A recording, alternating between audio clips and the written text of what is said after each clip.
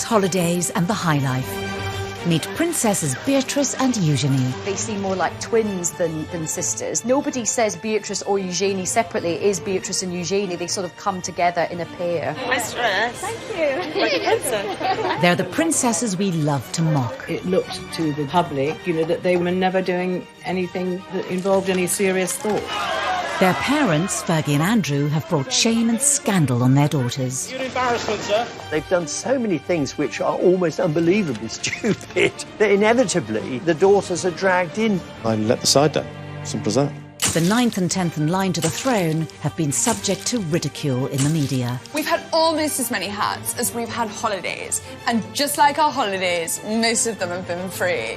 Beatrice was widely mocked for her Philip Tracy hat, which was compared from everything from a pretzel to a Lucy. They've been accused of extravagance and privilege. Beatrice famously had about 15 holidays in a year in which she was supposed to be working. And Eugenie definitely got herself a bit of a reputation as a party princess. We've had to learn some lessons the hard way. But how much do we really know about them? A lot of people don't realise that they don't get any money formally from the state. Tonight, using rarely seen footage and in their own words, we reveal the truth about these much maligned princesses. Growing up in the public eye means that every embarrassing, slightly awkward growth spurt or hilarious fashion moment are published around the world. Now happily married, and with motherhood imminent for Eugenie, we ask whether they finally managed to free themselves from their parents' controversial shadows. I think there is a lot about the York sisters to be celebrated. Are they pampered princesses? I don't think they are at all. I think they're the reverse.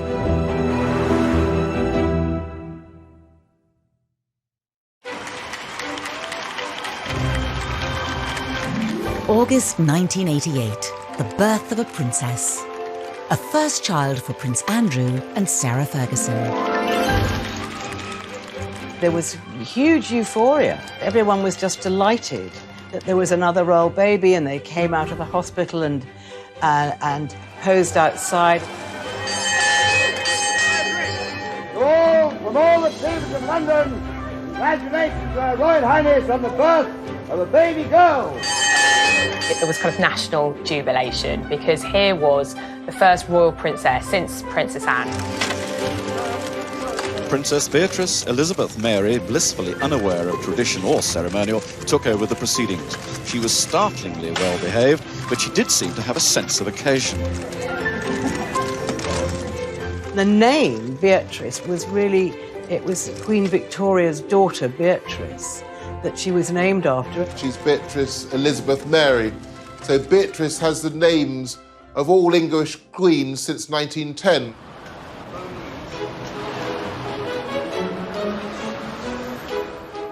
Within 2 years, there was a sister for the young princess. Princess Eugenie arrived 19 months after her sister Beatrice in the March of 1990. The Duchess emerged from the Portland hospital, ready to give the world a first glimpse of a new royal baby. Princess Eugenie was fast asleep, blissfully unaware of her celebrity status. I think everyone was still wishing the Yorks well, and this was an exciting new addition for the family, even if people weren't quite sure how to pronounce Eugenie's name. Prince Andrew's children would be royal highnesses and princesses. Unless he said, look, I don't want them to have titles. Princess Anne had turned down titles for her children, Peter and Zara. But the Duke and Duchess of York thought it only right that their children should have all the privileges of senior royals. They very much wanted them to be princesses and thought that maybe they would certainly end up as working royals. Prince Andrew's insistence that his daughters be treated as senior royals would lead to criticism of the princesses as they grew older.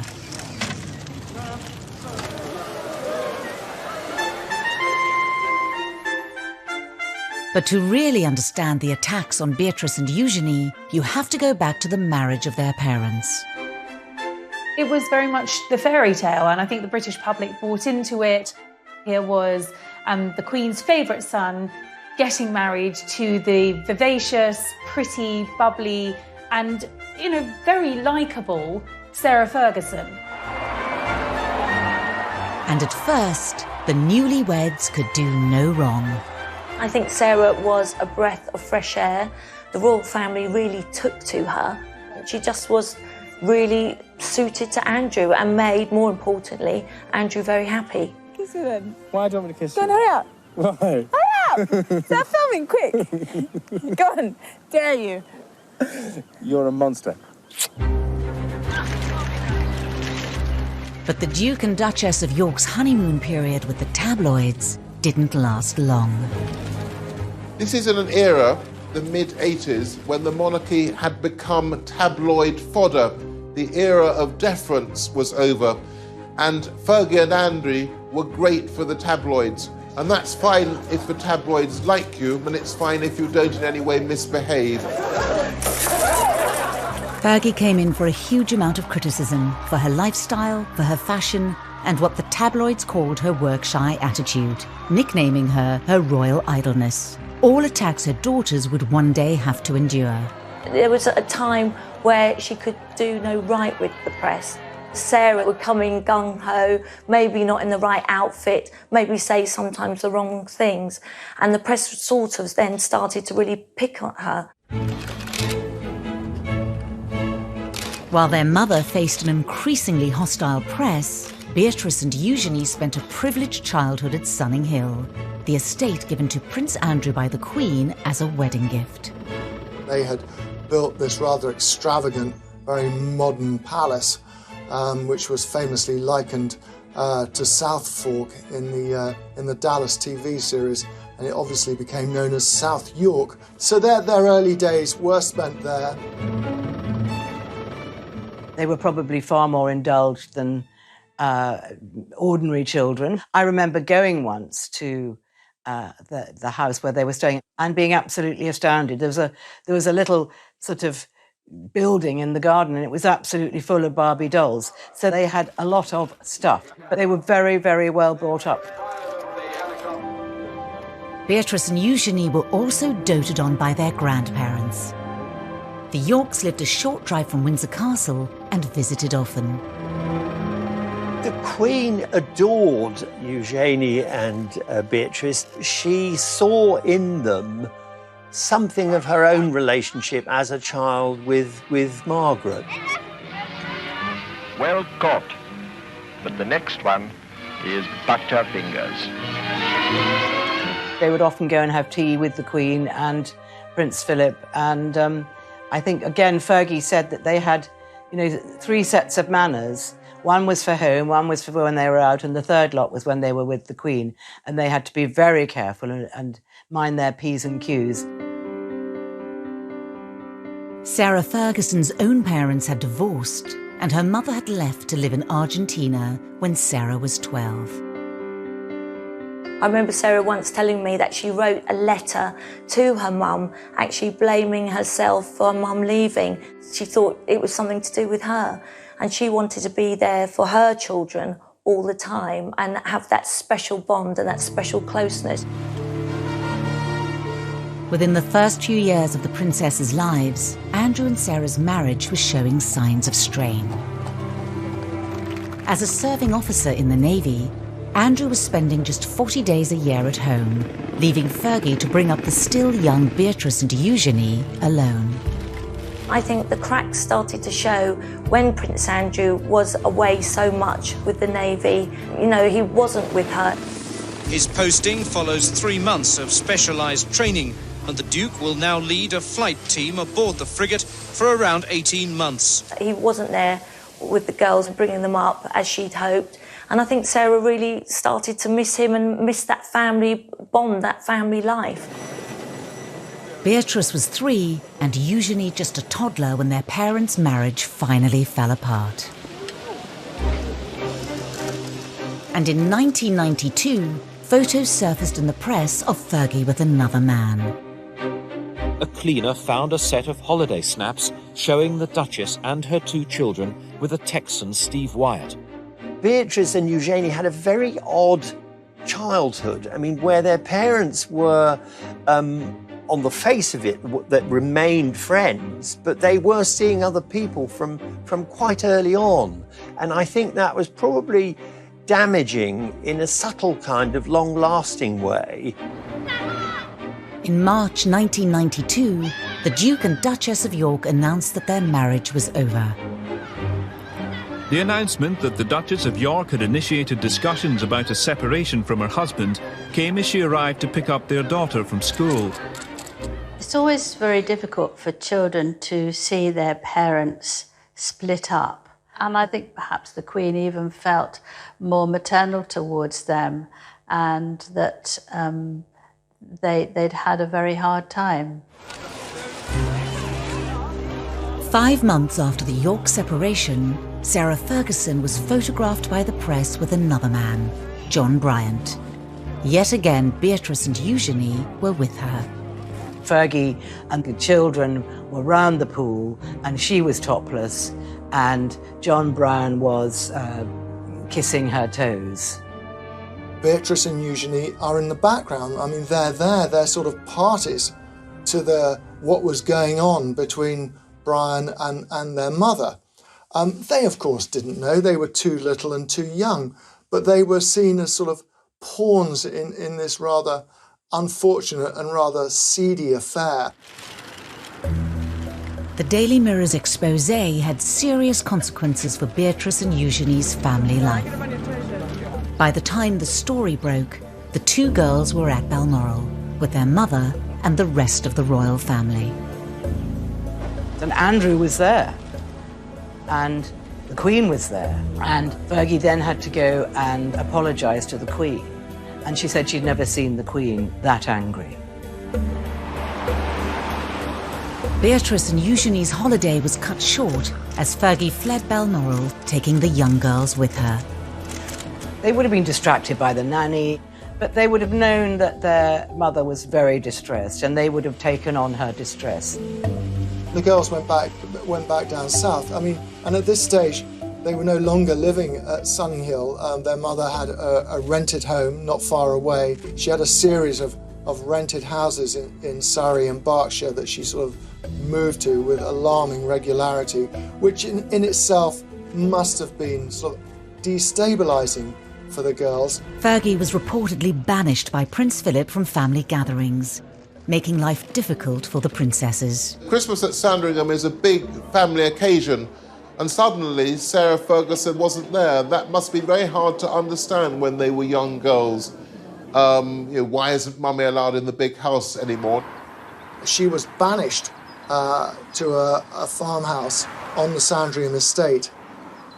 The girls obviously spent time with her and slept there, and then on Christmas Day, Andrew would collect them and take them to church, and they'd go back up to Sandringham House for lunch with their grandparents and the rest of the royal family. Meanwhile, Fergie was having her turkey twizzler or whatever she was doing all on her own. Despite the split, Prince Andrew and Sarah Ferguson were determined to do the best they could for their children. Andrew and Sarah obviously had separated, but they were very much kind of co-parenting, very much a united family unit. It was more than just a united front for sports days. I mean, you would expect that for school events. But it went far beyond that. I mean, they were going on holiday together. It meant there was a lot of continuity and reassurance for Beatrice and Eugenie that their parents were still very much part of their lives. Despite their best efforts, Andrew and Sarah's marital problems created major upheaval for Beatrice and Eugenie. But the girls would also face their own personal issues. Beatrice, at the young age of 7, realised something wasn't right. She was finding it very difficult to learn.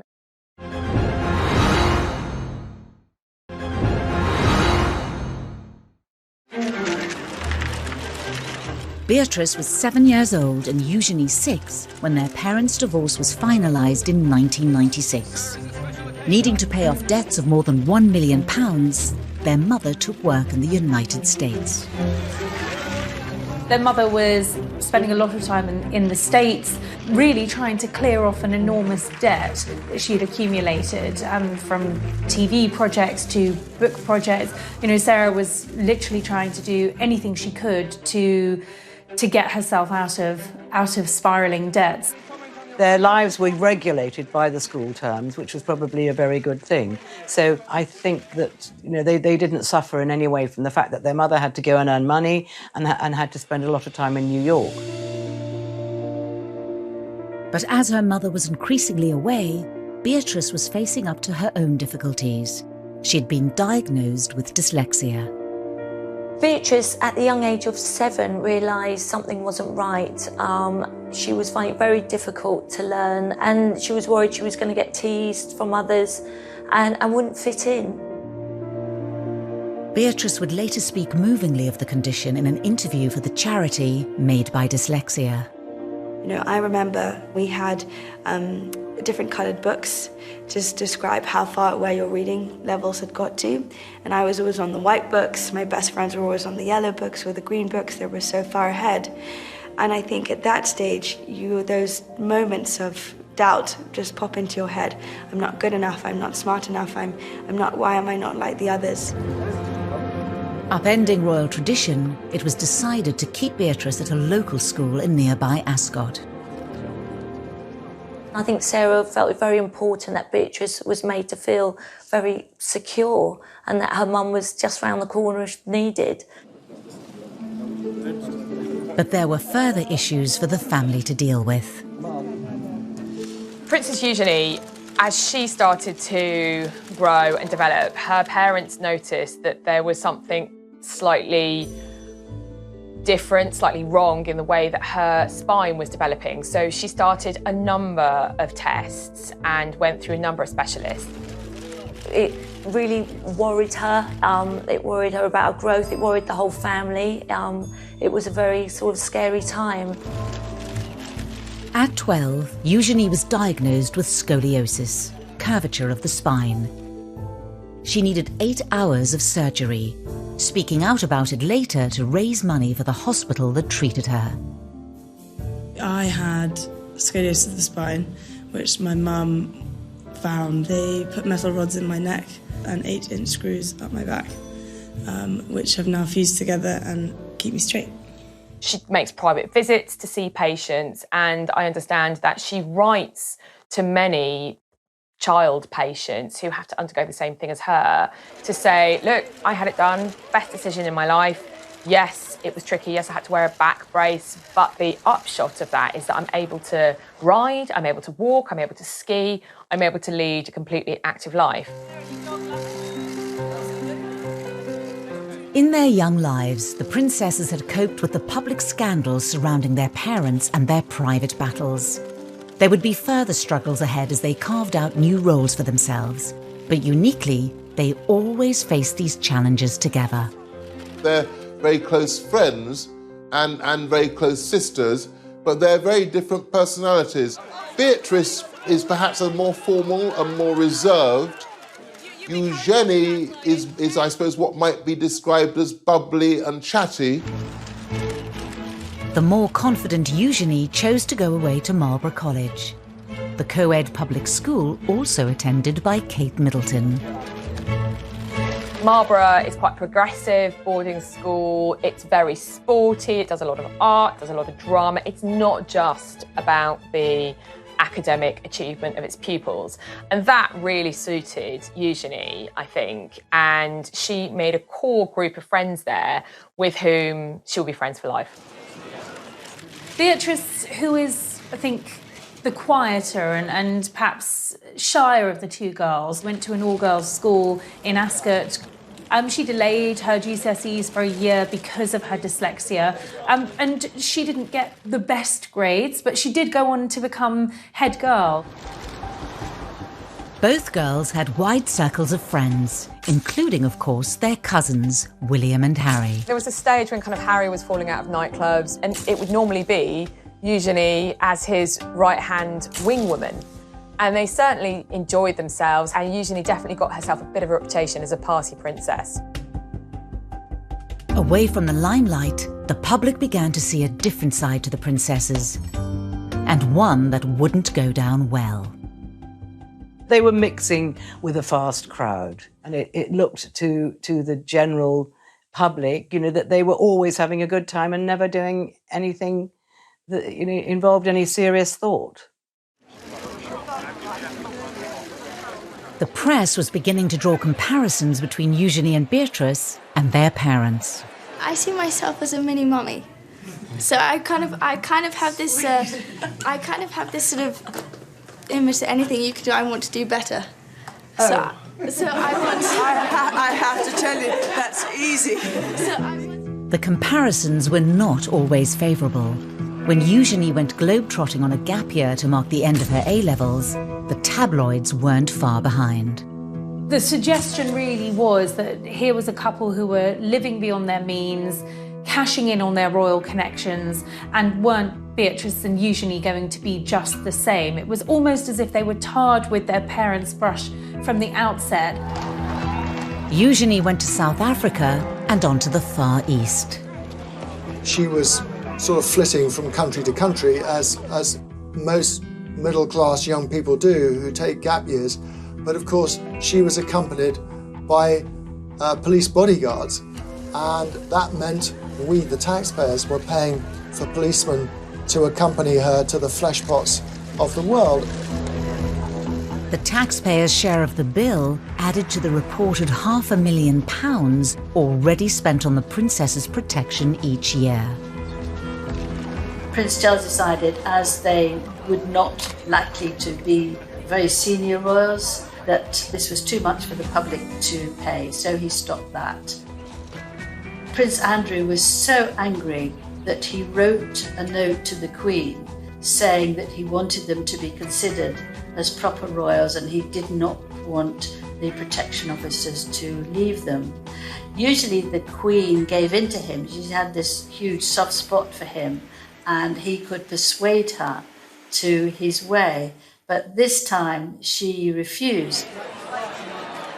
Written off as pampered princesses, Eugenie and Beatrice tried to keep a low profile. And in 2010, the sisters, now just 20 and 21, found themselves embroiled in another of their mother's scandals. She was caught on camera essentially selling access to her husband to someone who she believed was a sheikh but was in fact an undercover reporter for the News of the World. £500,000 when you can, to me, open doors. New Prince Andrew? Yeah. Is that a deal? Yeah. It was a nightmare for Sarah Ferguson. It was a nightmare for her children. It was just a sort of a nightmare for everyone.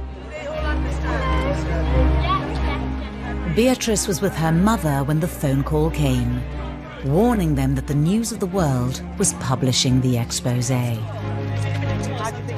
Beatrice, who was at a party held by Naomi Campbell, the model, just kept asking her mother, how did this happen? You know, how? And they left the party immediately, effectively went into hiding, knowing that once again, her mother's reputation was about to be completely trashed. Beatrix admitted that she spent several days crying, and one of her friends went and stayed with her overnight for 2 days because she was so traumatised and so unhappy. Her anger was directed at the press. And just as they have done throughout their lives, Beatrice and Eugenie leapt to the defence of their mother. They called themselves the tripod, and that's exactly what they were. They leaned on each other, they depended on one another, they were absolutely a unit, and nothing was going to come between them. Over the coming years, it would be the turn of Sarah Ferguson to defend her daughters against their critics. To them, particularly in the press, about how they look. And Sarah spoke to the editor of the Daily Mail at the time and she said, look, you just back off. It's not fair.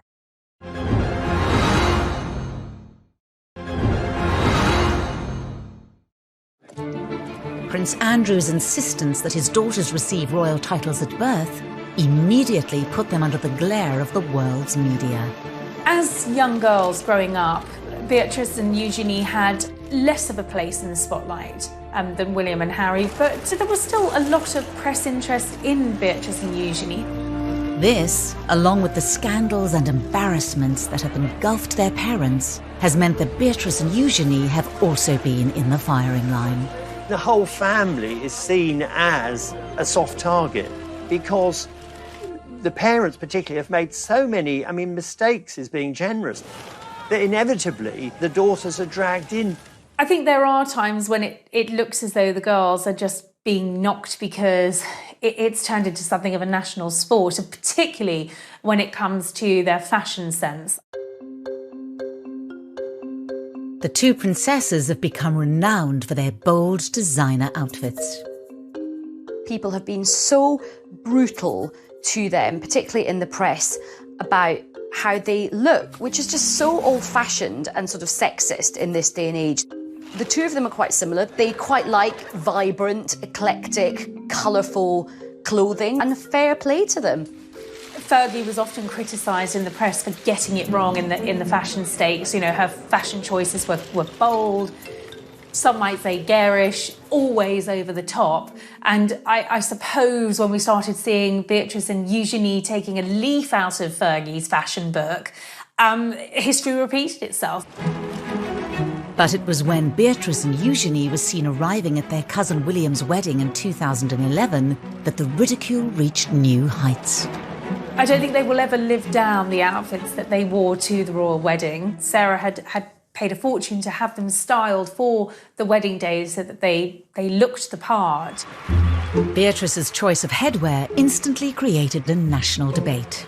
Beatrice was widely mocked for her Philip Tracy hat, which was compared from everything from a pretzel to a loo seat. She became a meme instantly. There were lots of jokes going around that it was like a television aerial. This hat was like another guest. It was like the most talked about guest at Kate and William's wedding. Within hours of the wedding, the silk fascinator, costing around £2,000, had earned its own Facebook page, and hundreds of photoshopped images of the headpiece were shared online. It did get the headlines, maybe for the wrong reasons, but they're very confident, and I think they have this wonderful knack of just, laughing it off. The princesses used a charity speech to showcase their positive attitudes. Growing up in the public eye means that every embarrassing, slightly awkward growth spurt or hilarious fashion moment are published around the world. Together we have laughed, together we have cried. Ultimately, though, together we fueled each other's sense of humour. Beatrice actually did something very clever. She turned the thing around brilliantly by auctioning the offending fascinator. It raised £81,000 for charity, which she got a lot of good publicity for that. And it showed that, unlike her parents, there are times when Beatrice is quick on her feet. The princess's love of headwear became infamous and was mocked by the critically acclaimed Channel 4 show, The Windsors. If there's one thing we're famous for, it's our... holidays. Yeah. Hats. So basically, this is just like a small selection of some of the incredible fascinators that I've got. So, and these cost like in and around about £1,000, £2,000 each, which is a lot, like if you're poor. They were called the Frumpy Sisters, the Two Ugly Sisters. The press were very cruel, and that must have been incredibly upsetting for them. In 2018, the princesses opened up about how the scrutiny has at times taken its toll, particularly after one royal engagement. They spent an hour or two in Buckingham Palace meeting dozens and dozens of people doing the royal job, and suddenly a story dropped criticising their appearance and their clothes. They admitted that they were both in tears and trying to comfort each other because they felt they'd been so badly treated. Even Beatrice's weight was criticised when she was just 19, proving once again that life in the spotlight came with serious downsides. Beatrice was pictured on a beach in a bikini, and those pictures were published in all of the newspapers.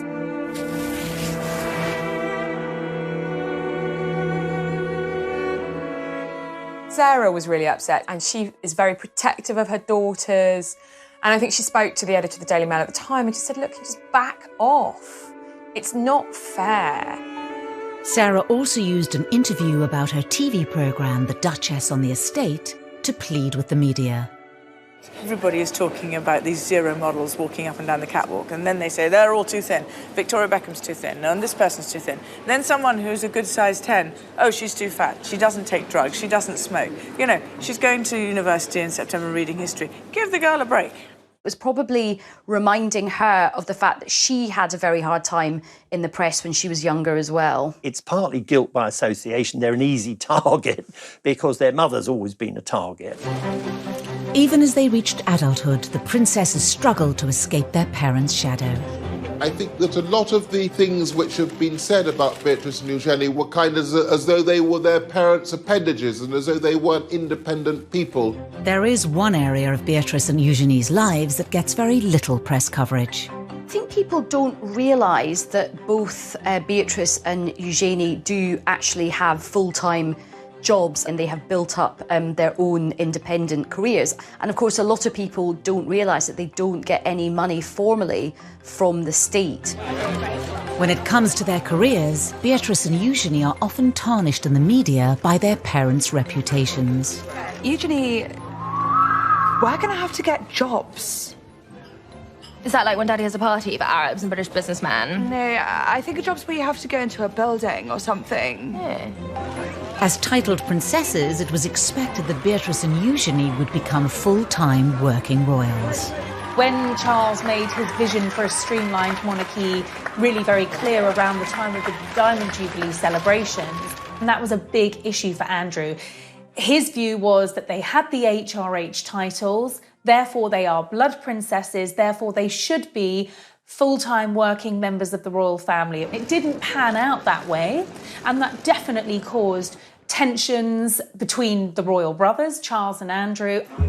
For Beatrice and Eugenie, the dilemma of being non-working royals who have princess titles lies at the heart of many of the issues they have to grapple with. For two members of the royal family who are as close as Eugenie and Beatrice to being core members, it is unusual to be working. They never wanted to be accused of cashing in on their royal status and being idle. They wanted to go out and get jobs. But it did take a while for them to get to that position. When they left university, came back from their gap year, they were still living very much within the protective bubble of the palace. In 2011, Beatrice graduated university with a 2-1. After a year working in New York, she embarked on her current career in the tech industry, splitting her time between the UK and America. They've both actually done incredibly well. Beatrice is the Vice President of Strategies and Partnerships at an artificial intelligence agency, so she's really quite senior in the tech world. Eugenie followed in the footsteps of Beatrice. After also graduating with a 2-1 in 2012, she too moved to New York, but embarked on a very different career path to her sister. Eugenie has seemingly always been interested in the arts, and she went to New York and worked for an online art business. Eugenie had also begun a relationship with her future husband, Jack Brooksbank, who she'd met on a ski trip. After dating long distance for 2 years, Eugenie returned to London in 2015. And then she came back and got an amazing job with a huge international art dealers called Hauser & Wirth in Mayfair. With careers outside the monarchy, Beatrice and Eugenie have gained experience that's out of reach for many of their royal relatives. They have one foot in the royal family because they still go to events with core members of the family, and they have one foot in the real world. They do it because they want to work and they're very grounded and they like being around normal people. Distancing themselves from their parents' reputations for failed money-making ventures, the girls forged more stable paths. But as members of one of the most famous families in the world, how normal can their lives really be?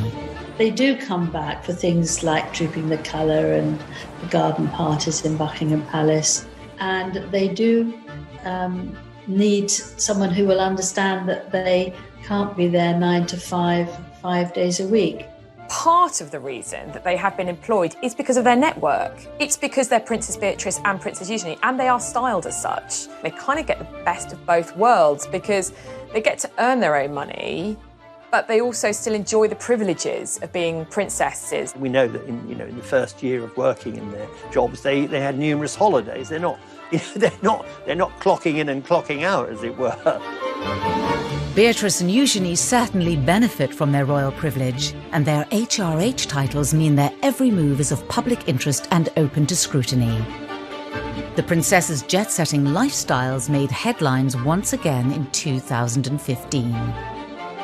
Beatrice famously had about 15 holidays in a year in which she was supposed to be working, and then was horrified when, this was criticised.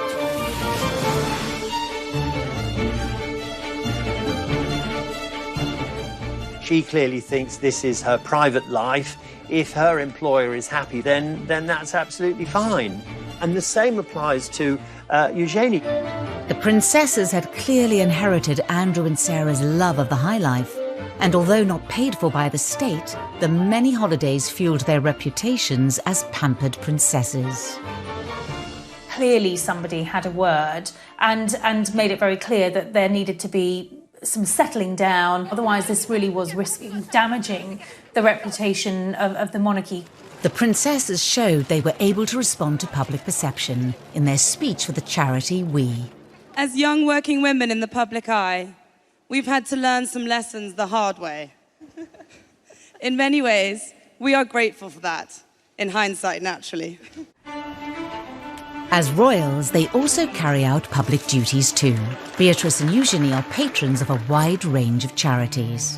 In the same way that Sarah has always used her public profile to promote charitable causes, Beatrice and Eugenie have both been very active in the charity world and have chosen charities that are meaningful and relevant to them. So Beatrice has aligned herself with children's charities with a focus on education and the dyslexia charity that she works closely with.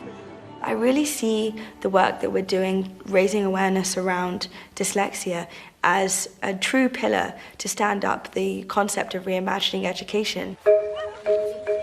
Beatrice ran in the London Marathon in aid of charity, the first member of the royal family to do so in 2010. Really excited. I'm desperate to get to the start line. I'm desperate to get going. Eugenie has most recently focused on anti-slavery and empowering women. She went on to become the patron of the National Orthopaedic Hospital, where she had been treated for scoliosis when she was 12. Today, I'm so lucky to get to work with and support other young women who are going through the same thing. To encourage them to not let their diagnosis win, to live fearlessly too. Despite their dedication, their charitable efforts are often overlooked in the press. There's far too much focus on perhaps some of the outfits that they've been wearing or what they're getting up to in their private lives. And because there has been so much scandal associated with their parents, that has slightly overshadowed the good work that they have done themselves as individuals. I think in terms of their public conduct, they've seen the mistakes that both of their parents have made. So I think Beatrice and Eugenie have learnt from this. They've given very few rather short interviews, normally about something very specific, often a charity involvement. They want to live quiet lives below the radar, the antithesis of the lives that their parents have lived. That desire to largely remain out of the public eye is all well and good, but when it comes to royal romances, it's often impossible. And Eugenie's wedding would invite yet more media scrutiny. It was Eugenie trying to compete in glamour with Harry and Meghan's weddings, but this is someone who's ostensibly an ordinary working person.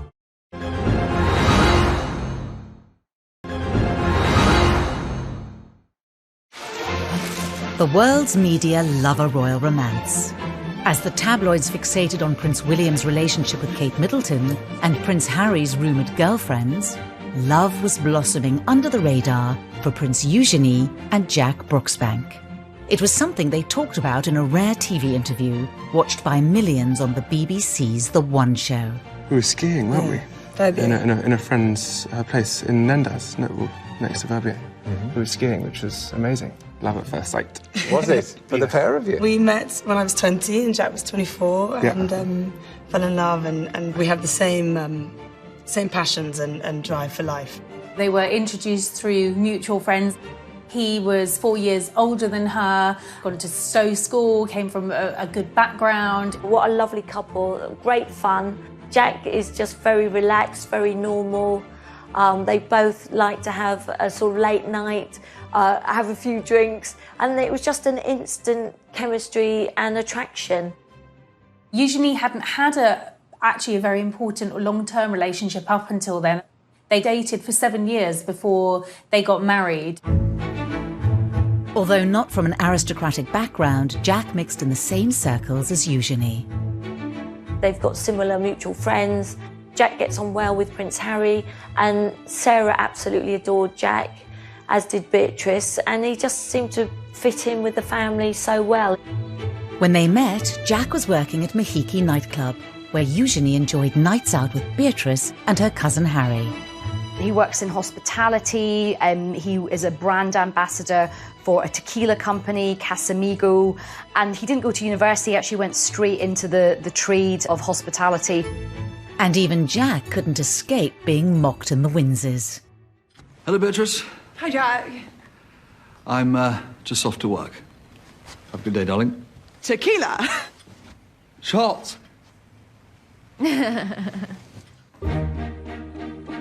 Eugenie and Jack announced their engagement in 2018.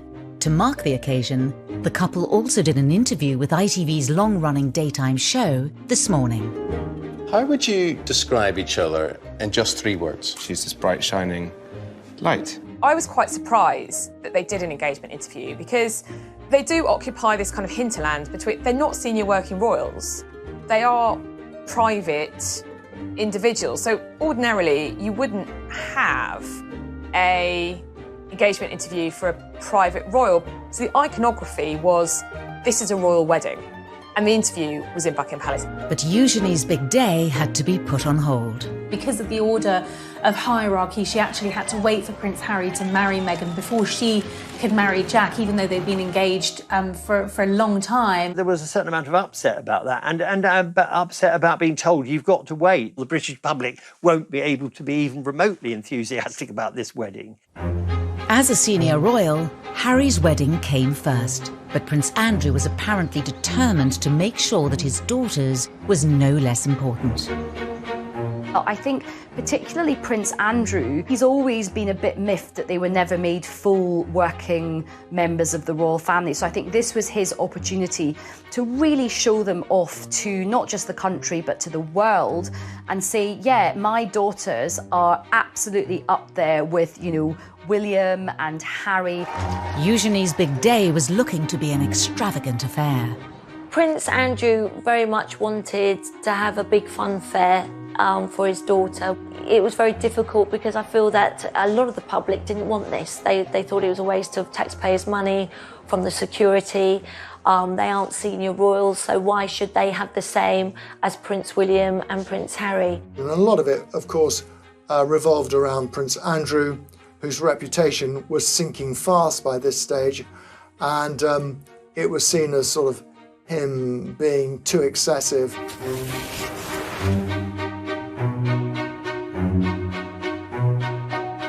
The reception wasn't footed by the taxpayer, but it was thought that all in all that the whole wedding would have cost between about £2 million, £2.5 million, and it was felt that quite a big chunk of that would have been for security. Eugenie already seemed to be an easy target in the press because of her parents' reputations, but the excessive nature of the wedding opened her up to serious scrutiny. She was once again branded the pampered princess. It was Eugenie trying to compete in glamour with Harry and Meghan's wedding, but this is someone who's ostensibly an ordinary working person. And it kind of highlights this slightly problematic tightrope that both princesses have to walk, in that they are royal princesses, but yet they're not working members of the family. The wedding went ahead as planned. On the 12th of October 2018, Princess Eugenie and Jack Brooksbank were married at St George's Chapel, where Harry and Meghan had wed earlier that year. I don't think any of us quite knew what to expect of this wedding. Were the crowds going to turn out for this big day? It actually was a great success. The crowds were out. Eugenie wanted the big fairy tale wedding at Windsor Castle, and that was what she got. When it came to numbers, Eugenie and Jack did certainly outdo Harry and Meghan, with 200 more guests at their nuptials. The wedding was huge. I mean, I think there were 800 guests, but Fergie has a lot of friends and she loves parties and she loves organising parties, and it was never going to be small. Among the 800 guests were many well-known faces. Eugenie and Jack's wedding was a royal wedding, like no other, quite simply because Eugenie has a contacts book just like her mother's, packed with VIPs, famous people who aren't just famous people, they are her friends. There was Naomi Campbell, Cara and Poppy Delevingne, Demi Moore, Robbie Williams was there. In fact, Robbie Williams' wee girl was one of the Flower Girls. There was another night of partying at the Royal Lodge, and this was a big affair with dodgems and sort of fairground rides. It certainly was star-studded, but of course Eugenie and Jack's families were central to the celebrations. Her father walked her down the aisle. Her sister was her head bridesmaid. She had her nieces and nephews, Princess Charlotte and Prince George, as part of the wedding party. So for all the famous faces in the pews, at the heart of the wedding, it was family, and that's very important to Eugenie. Despite years of having her fashion sense mocked, Eugenie's outfit choice on the day was widely admired and held great personal significance for the royal bride. There was a lot of speculation in the press about who'd been chosen to design Eugenie's wedding dress, and Peter Pilotto was an unexpected choice. But the dress was beautiful. It was very different to anything we'd seen a royal bride wear, in that the back was deliberately low cut. And Eugenie later explained that she'd deliberately chosen that style to show off the scar from when she'd had her operation as a 12-year-old girl to correct the curvature of her spine. And the other thing is that she was wearing this beautiful tiara with emeralds in it, which was lent to her by the Queen. The tiara from the Queen was to show the strength and the closeness of their relationship. Whilst the weddings of Harry and William were broadcast to the world on the BBC as well as other channels, Eugenie's was not, which reportedly caused more angst for Andrew. His people asked the BBC if they would televise it, and the BBC said no. In the end, the ceremony was broadcast on ITV in an extended episode of This Morning, watched by 3 million people. There'll be a few more people than most people have. There are a few more than Harry had, but that's just the nature of Eugenie and Jack. They've got so many friends that they need a church of that size to fit them all in. I remember watching the interview they did with Prince Andrew, and I kind of winced. Our wedding's bigger than your wedding. Despite all Andrew and Sarah's efforts to ensure all eyes were on their daughter, attention once again turned back to Harry and Meghan. That day was somewhat overshadowed when, just a day later, Harry and Meghan publicly announced that they were expecting their first child.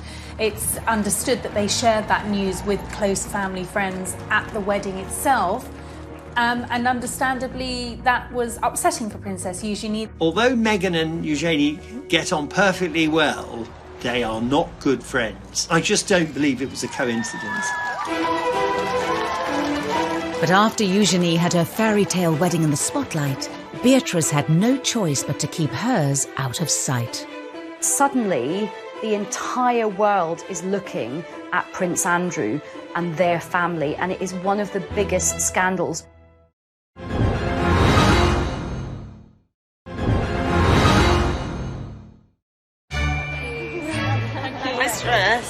Before Eugenie's marriage in October 2018, Many had expected that older sister Beatrice would have been the first to walk down the aisle with long-term boyfriend Dave Clark. They were introduced through Prince William. Dave's a very charismatic guy, very popular. Sarah and Andrew adored him from the minute Beatrice brought him home. She's a very conventional young woman, so she wanted to get married. And it became clear, despite pressure from Beatrice, that Dave Clark didn't want to marry her. With no marriage in sight, the relationship came to an end in 2016. I think that for Princess Beatrice, she'd invested 10 years of her life with a man that wasn't going to marry her, so that is a difficult situation for any young girl to be in. But a little over 2 years later, Beatrice found love again, after spending time with friend of the family, Edoardo Mozzi. They've known each other for a long, long time. However, they were reacquainted at Princess Eugenie's wedding. This was a courtship that moved very quickly, certainly compared to her previous relationship.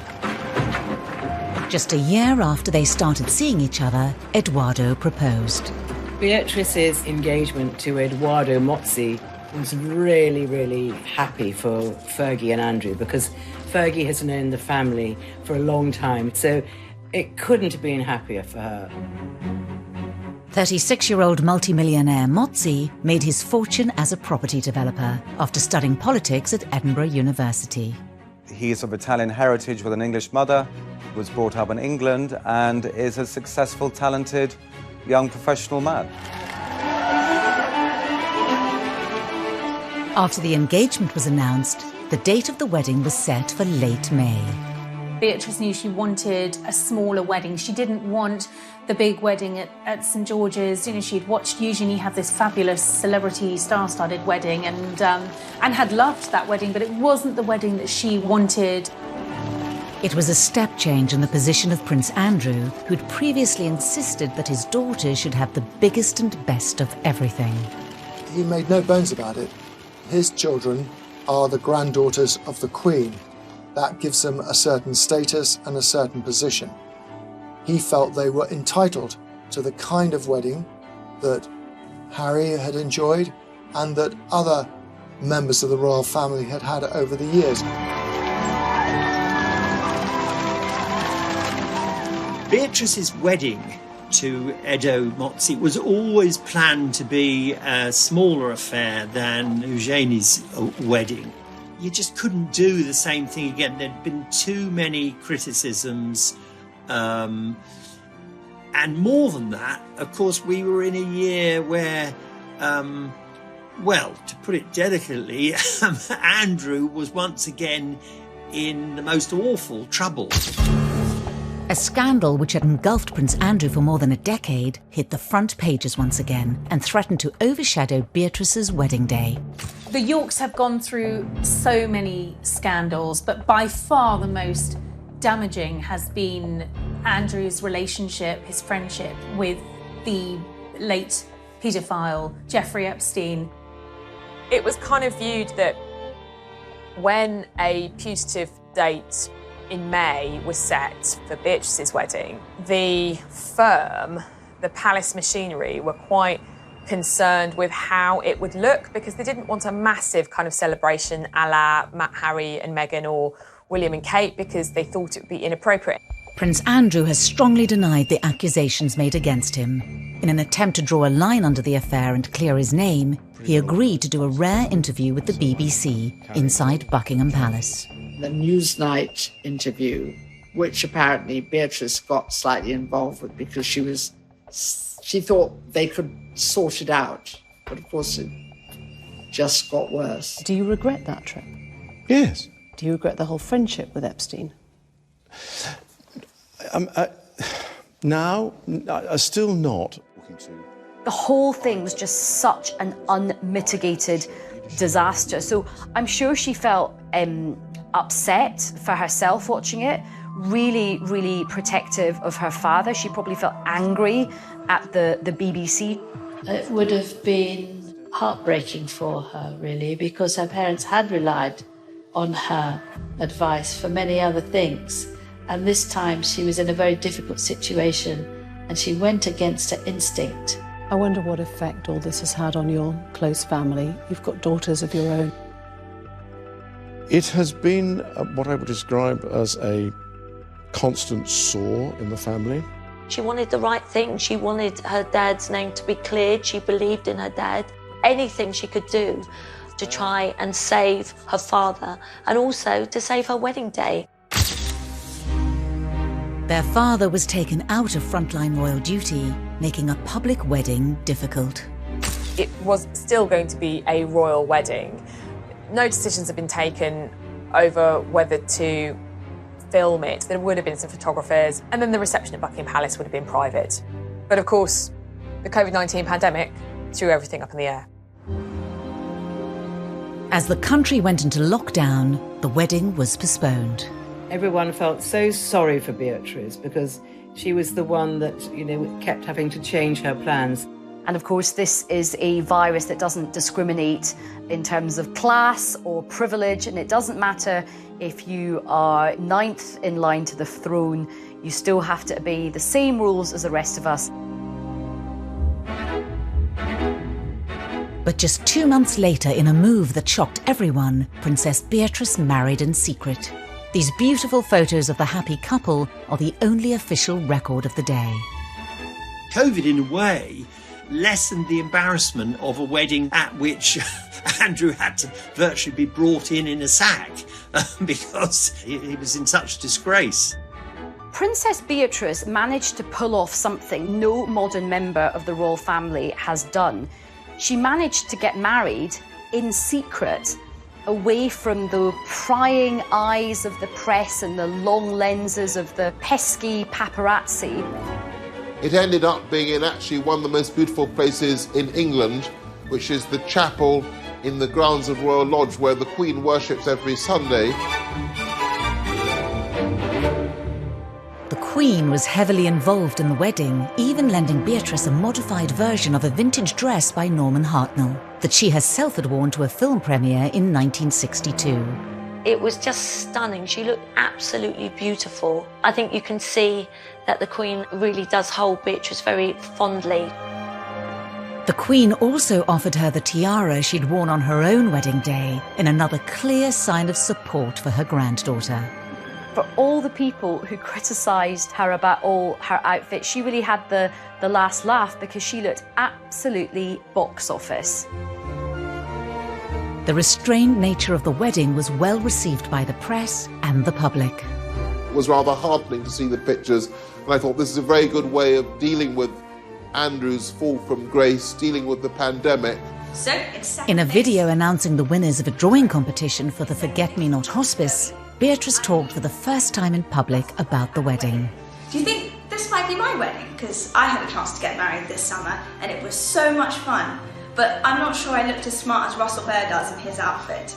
I think Beatrice and Edo were actually very happy that it happened that way. It was very private, it was all very low-key, which is exactly what Beatrice and Edo wanted.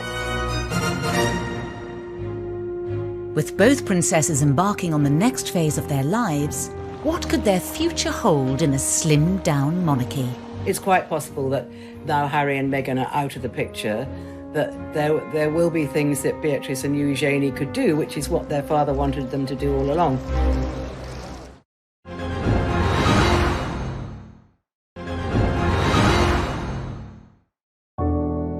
Since their marriage in October 2018, Princess Eugenie and Jack Brooksbank have been living together in London. She continues to try to balance her professional career with royal duties. She has sort of settled into married life.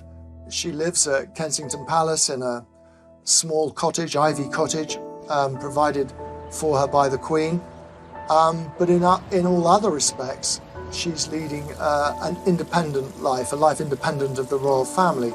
Her sister Beatrice and new husband Eduardo live in an apartment in St. James's Palace.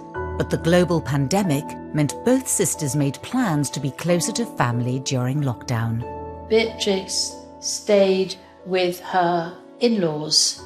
She gets on very well with her mother-in-law and they've known her since she was a child. Meanwhile, Eugenie and her husband Jack went to stay with Sarah and Andrew at Royal Lodge. They experienced the dangers of COVID firsthand when Jack's father, George Brooksbank, was left battling coronavirus in intensive care. In a touching video, Eugenie posted their thanks on her Instagram account, where she has 1.2 million followers. A huge thank you to everyone at the Brompton Hospital for what you've done in saving my father-in-law's life. George came back home to us the other day, so happy. I wish everyone all the best, and thank you so much again for everything you do. Both York sisters have continued their work with the charities of which they're patrons, even under lockdown, hosting an awards evening over the internet for the Teenage Cancer Trust. We wanted to let you all know that you're not all nominees, you're all winners! I think we could see the great work these girls do, that even with this pandemic that we're all in, it was so amazing and so special for those that were winning these awards. So thank you so much for sharing today and for doing all that you can to support young people and Teenage Cancer Trust. They've tried to tell people their own ways of managing very difficult things and also to, I think, inspire them. Beatrice has been an ambassador for the Forget-Me-Not Children's Hospice for more than 8 years, and during isolation sent a heartfelt message of encouragement to the young people and families who are supported by the charity. I know that this is an incredibly challenging time, especially for those living in isolation, not receiving that face-to-face support, which is delivered by the incredible nurses and staff at the hospice. Between them, the sisters are patrons and ambassadors to over 17 charities, which they support in their spare time alongside their full-time jobs. This dedication appears in stark contrast to their portrayal as spoilt and brash princesses in the media. So they may have had criticism because people didn't like their hats, which is fairly absurd. They see themselves as having a duty to the Queen to be good princesses for the rest of their lives and to do great charitable work and support the country and the Queen. I don't ever hear anything unpleasant about them. Everybody that meets them says how charming they are, which is really nice. And nice for Fergie too, because it means at least she's done something right. Throughout the scandals and deep embarrassments, the York princesses have remained loyal to their disgraced parents. Prince Andrew and Sarah have the most amazing relationship. It was one of the happiest divorces I've ever known, and they get on so well, and they even live together. Their parents are always in the papers, usually on the receiving end of pretty negative headlines. And I think to a degree, the girls have been tarred by the same brush. I think they've been in a very difficult position. They have had the burden of the HRH title whilst trying to create independent lives for themselves. I think sometimes it might be nice to see them celebrated for some of the good things that they do. We're working on it. Thank you for talking to us. Thank you. So it's as if everyone's waiting for them to make a bigger blunder. You know, the parents have been a godsend to the newspapers for 30 years. You just have to wait, and they'll do something even worse than the last thing that they did. But I don't think the daughters will do that. The York family have created their own sort of fortress against all the sort of slings and arrows that have been thrown at them. And I suspect that Beatrice and Eugenie just get on with their lives. And I think now that they're married, they've got so many other things going on that they're able to do this. In September 2020, the palace announced that Princess Eugenie was pregnant. She posted a picture on Instagram and said that she and Jack were excited for early 2021, when the baby is due. They're both happily married. They're about to start a new chapter of their lives. Both women want to have children. Eugenie's already expecting. Both women want to have a happy marriage that, frankly, their parents didn't have. They don't want to go through what their parents went through in the spotlight. They want to live quiet lives below the radar, the antithesis of the lives that their parents have lived. Beatrice and Eugenie have worked hard to balance two very different lifestyles and carve out a modern role for themselves in the royal family. something that other members have been unable to achieve. I think actually that Beatrice and Eugenie have been very successful in combining their royal persona with their ordinary working persona. And they seem to have kind of struck the right note with that. I think that both of them are able to be in the modern world and are both able to bridge the world and the occasional formality of the royal family with the modern world of work. With Prince Andrew and Prince Harry both taking a step back from frontline royal duties, could a more prominent role for the royal princesses beckon? We've lost Harry and Meghan from the royal firmament. Prince Philip's retired. Andrew, he's never going to come back to full-time royal duty. So effectively, you've lost 4 senior members of the family: Philip, Andrew, Meghan and Harry. That does leave a void. So it may be that one or both of these daughters start to play a bigger part. The Duke and Duchess of Cambridge have done a brilliant job, but they can't do everything. Nobody can be everywhere.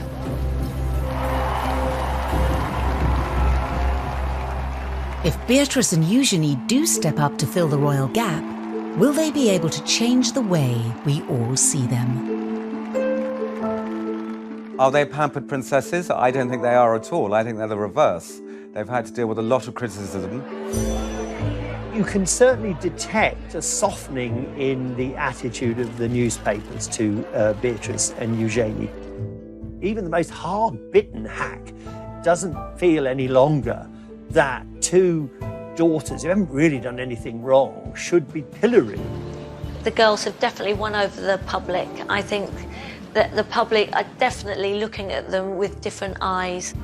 The road has sometimes been a bumpy one, but they are married, they are really free, I think, from their parents now in a way that they haven't really been up until now. They are financially independent, they are living their own lives.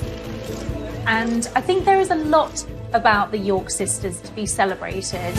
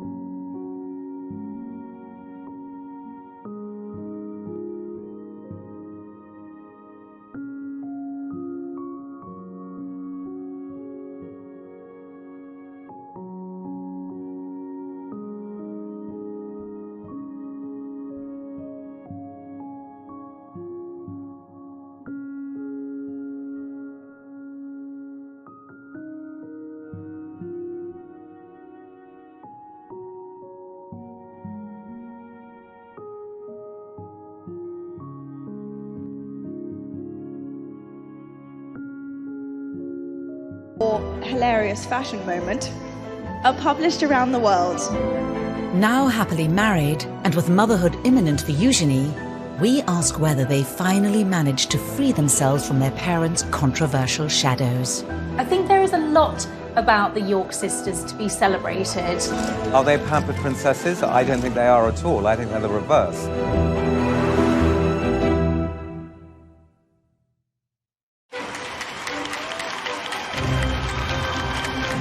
August 1988, the birth of a princess. A first child for Prince Andrew and Sarah Ferguson. There was huge euphoria. Everyone was just delighted that there was another royal baby, and they came out of the hospital and posed outside. From all the teams in London, congratulations to Her Royal Highness on the birth of a baby girl. It was kind of national jubilation because here was the first royal princess since Princess Anne. Princess Beatrice Elizabeth Mary, blissfully unaware of tradition or ceremonial, took over the proceedings. She was